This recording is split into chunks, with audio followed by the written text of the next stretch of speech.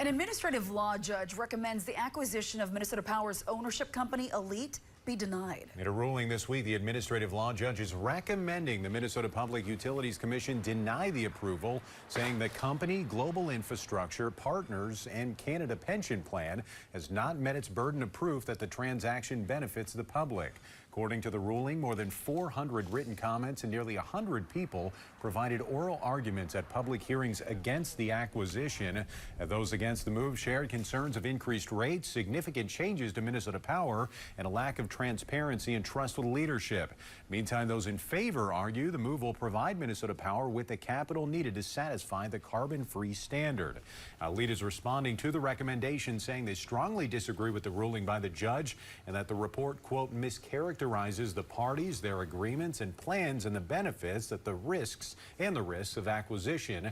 Now, ALLETE leaders say they plan to file formal comments with the Public Utilities Commission in the coming days. Again, the MPUC is not bound to the recommendation. The final decision on the acquisition will come after a hearing with the commission, which is expected this fall.